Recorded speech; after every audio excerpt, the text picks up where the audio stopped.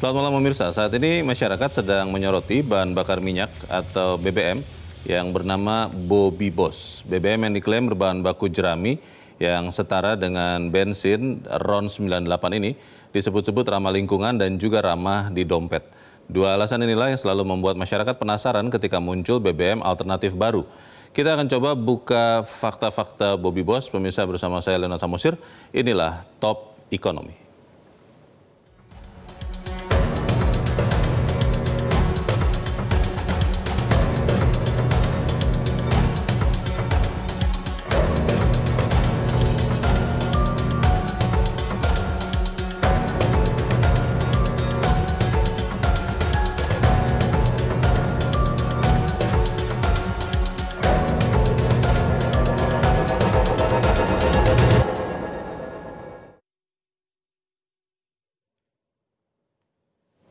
Ya pemirsa, BBM berbahan baku jerami ini diprakarsai dan kemudian dipopulerkan oleh Muhammad Ikhlas Tamrin pada tanggal 2 November lalu di Jonggol, Bogor, Jawa Barat. Sang pemrakarsa menamai BBM-nya bahan bakar original buatan Indonesia Boss atau Bobby Boss. Ya pemirsa, Sarjana Hukum UNS Solo Angkatan 2001 ini mengklaim telah melakukan riset sejak tahun 2007. Di tahun 2015, Ikhlas Tamrin mendirikan PT Baterai Free Next Generasi yang memproduksi motor pulsa dengan sistem pulsa token. Di tahun 2014, Ikhlas Tamrin meriset beberapa produk energi terbarukan dan kemudian mendirikan PT Inti Sinergi Formula. Inti Sinergi Formula adalah bagian dari Sultan Sinergi Indonesia Group, holding perusahaan energi, infrastruktur, perhotelan, pertambangan, perkebunan, properti, dan transportasi. Setelah melalui berbagai uji coba dan pengajuan sertifikasi, pada tanggal 2 November 2025, Bobby Boss resmi diluncurkan di Jonggol, Bogor, Jawa Barat. Saat ini telah tersedia Bobby Boss dengan kapasitas produksi sekitar 3.000 liter yang diklaim berasal dari jerami 9 ton jermi. Ini setara dengan limbah jermi 1 hektar sawah. Ditargetkan Bobby Boss mulai produksi massal pada Februari tahun depan 2026. Proses produksi seperti apa proses produksi Bobby Boss? Menurut Ikhlas Tamrin, ada 5 tahap proses produksi. Yang pertama adalah pengumpulan dan pengeringan jerami hingga mencapai kadar air ideal di bawah 10%. Yang kedua adalah pemilahan jerami berkualitas untuk masuk tahap ekstraksi. Yang ketiga adalah ekstraksi jerami dicampur serum khusus. Bahan baku ini diproses dengan mesin khusus yang dibangun dari nol. Proses di mesin khusus ini mencampur serum berupa enzim biokimia untuk memecah selulosa menjadi gula. Ini adalah tahap krusial untuk mengubah jerami menjadi bahan baku bioenergi, senyawa esensial BBM.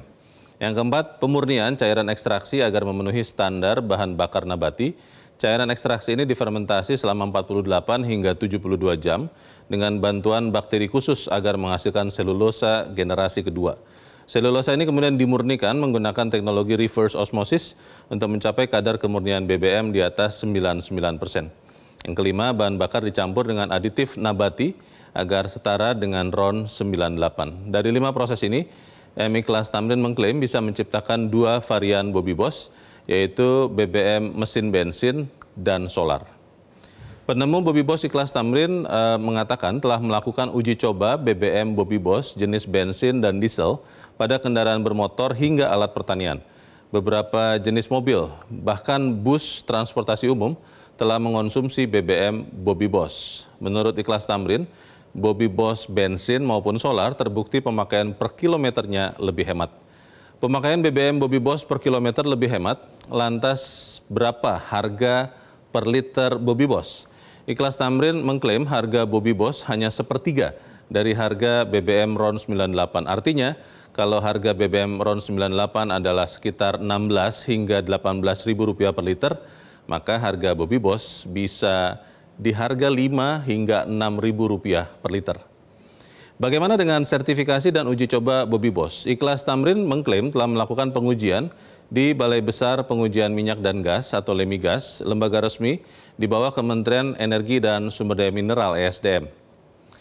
Klaim Bobby Boss telah diuji di Lemigas, Kementerian ESDM menjelaskan bahwa pengujian Bobby Boss di laboratorium Lemigas masih bersifat tertutup karena ada dalam perjanjian rahasia atau secret agreement antara pihak pengembang dan lembaga penguji. Sedangkan mengenai sertifikat layak pakai Bobby Boss, Kementerian ESDM menyampaikan bahwa proses legal pemberian sertifikat layak pakai BBM alternatif harus lewat proses pengujian yang panjang, paling tidak 8 bulan, untuk melalui serangkaian pengujian antara lain uji oksidasi, uji mesin, dan berbagai uji teknis dan evaluasi lanjutan. Mekanisme legal inilah yang harus ditempuh Bobby Boss sebelum pemerintah mengesahkan Bobby Boss menjadi BBM layak pakai. Hingga kini belum ada hasil uji yang dapat dipublikasikan terkait inovasi bahan bakar seperti Bobby Boss. Ya pemirsa, ada fakta menarik soal BBM jerami.